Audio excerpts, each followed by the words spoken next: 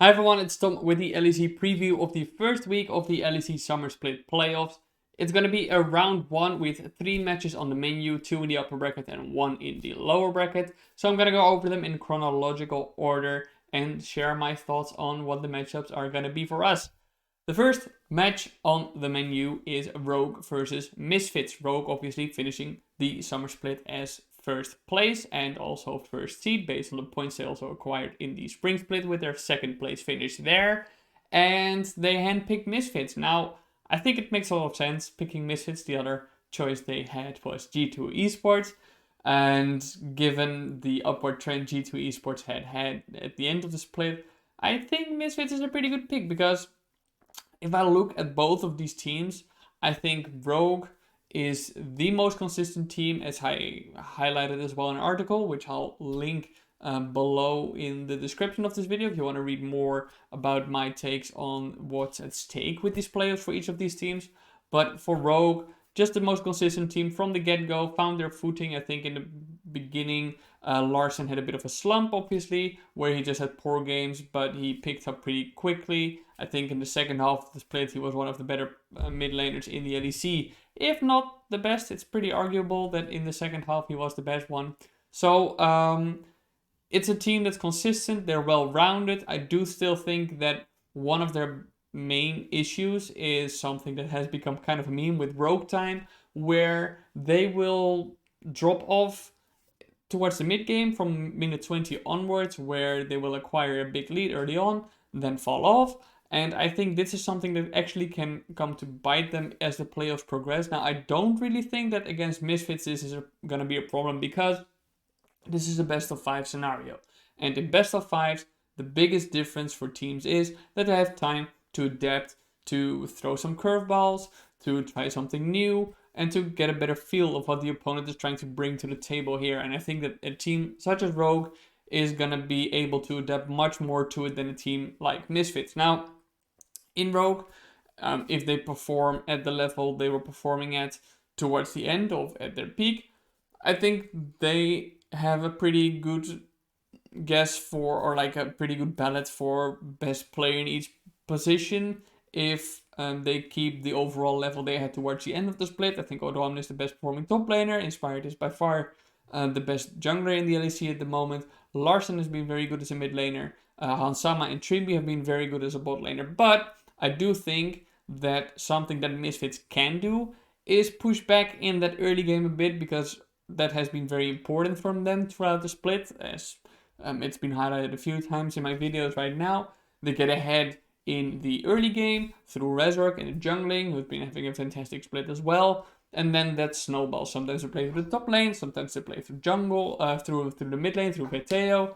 Now, if I look at these teams as a whole, I don't think that this is a Misfits that in terms of power and in terms of consistency can do much more against Rogue than maybe push a bit back in the early game, because Misfits has had a bit of trouble with really defining what they want to do in the later stage of the game. I think they're a solid team. They can play together well as a team, and individually they make good plays, but I don't think that they have something going for them where I say, okay, this is how Misfits wins games. They're just good as a team, which got them far, and it is very good for them to see the development. But against a team like Rogue, who is going to have that specialty of being able to adapt and play around the map a lot, get the advantage over the opponent by creating vision and setting up objectives very well for them, I think that is something that is going to hurt Misfits to play against. So I do think that Misfits is going to lose this one, probably unsurprisingly for everyone watching. And I do think that Rogue is going to win this one. I'm hovering between a 3-0 and a 3-1 because I think that might be that the very first game is one that Misfits takes by surprise, or maybe towards, as the series progresses, Rogue tries to loosen up a bit and experiment a bit. But overall, I do think that this should probably be a 3-0 for Rogue.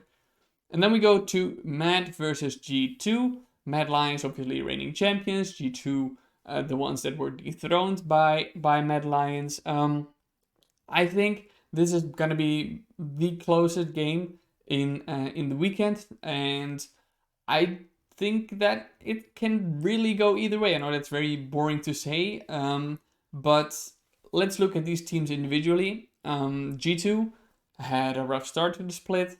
They were trying to relearn how to play together as a team with the addition of Coach Nelson, who is really trying to micro coach them, I guess, really micromanage how they played in certain stages in the map. And that took some time to get going. As Mickey said in an interview with me, he expected that by maybe week 6, week 7, his team would only then, have everything nailed down that they were practicing on. And yeah, it took a while. But the good side is that once those weeks got around, G2 looked really good. I think towards the end of the split, G2 looked truly like the team that would contend for the title again, as opposed to the early weeks where they definitely didn't look like such a team, a very scrappy team, very sloppy team. But when those final weeks came around and they really had everything, I guess, figured out for themselves, man, it was a joy watching G2. Even the game against Misfits, which they threw so hilariously at Elder Drake, I think in that game you could already see, for the most part of the game, this is gonna be the new G2. So I think that G2 really is on an upward trajectory at the moment. Ooh, that's so I have high hopes for them. I think Caps is looking really good again.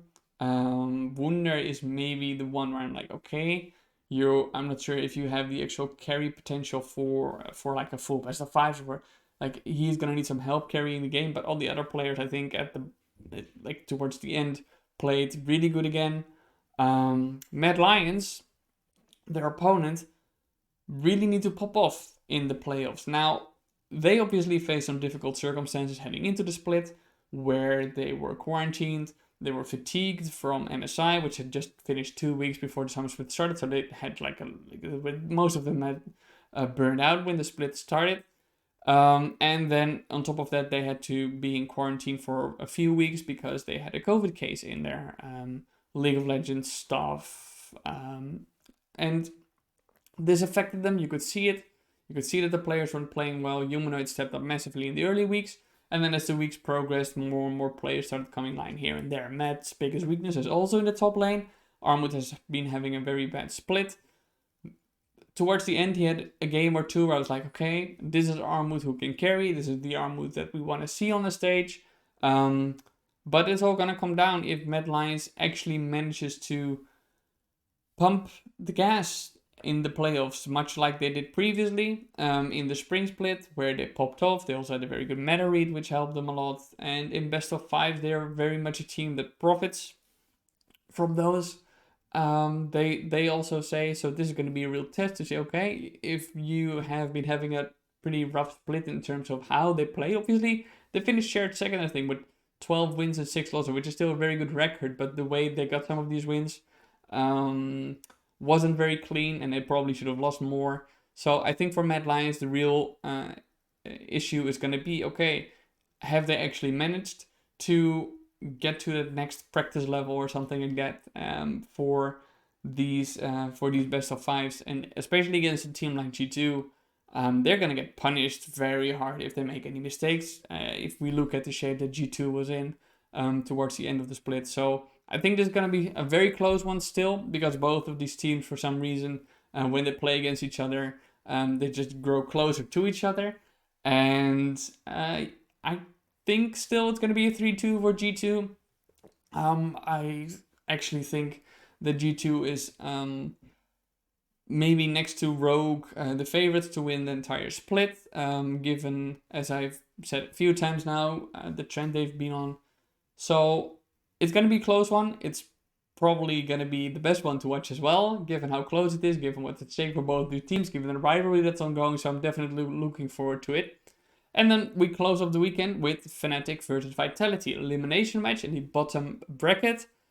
And yeah, I want to say that I'm very much looking forward to it because it's probably going to be a very bloody game, and that is always fun to watch, right?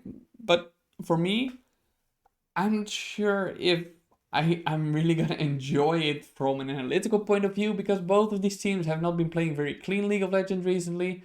Vitality obviously most of the split ran into a wall and kind of defeated themselves in how they approached the game. Where if they got an early lead, then yes, they got that ball rolling, and their carries, a leader and Selfmade, they mostly stepped up in terms of the kills and leading the fights. But if they fell behind early on, they also kept on engaging, and only trying to find weird ways in order to climb back, which always backfired. So they're not a very clean team. Fnatic, I think for the most part was very good because they hadn't been figured out yet. They're very skirmishy, very good synergy, very much in sync in how they want to approach the game. But towards the end, you could see they started falling off, and obviously they tumbled from first to fifth place, which is a big drop. And you could just see that they didn't really adapt to what the enemy was doing. And I think that heading into the playoffs, it's going to be very important for them to, if they want to have a long run in the playoffs, they need to win 3 best of 5s if they want to make it to Worlds. So that's a big task and a very big ask. So in this series in particular, I don't think it's going to be very clean. I think still that Fnatic is favored because overall they have a much better team synergy than what Vitality has shown us. So I do favor Fnatic pretty heavily. I think that's going to be a 3-0 or 3-1. I would say a 3-1 maybe if Vitality wins a game if they get ahead very early. But I don't think that it's going to be a very pretty game. And I also don't think that Fnatic is, like, unless they level up massively, right? I could be completely wrong. I'd love to be proven wrong because I'd love for a team that has such prestige and such a big name to be able to have a proper run and at least properly contend with the other top teams, with the tournament favorites for that spot. So I think that they will win against Vitality, but the way in which they're going to win is going to tell us a lot this weekend about how this Fnatic is going to be going forwards. And who knows, they might lose, right? It's a possibility. I don't think it's going to happen, but it might happen. So those are my thoughts on the 3 games that we have heading into this first play weekend. Let me know in the comments below what you think about the games that we have coming.